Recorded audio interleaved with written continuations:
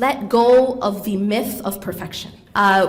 Especially us women, we are taught that we're supposed to be perfect. And this myth is actually crippling us. And I'm just going to come from, even from a spiritual perspective. When we believe that we're supposed to be perfect, what happens is that when we slip or we commit a sin, many people fall into despair. And the reason they fall into despair is because they had the myth of perfection.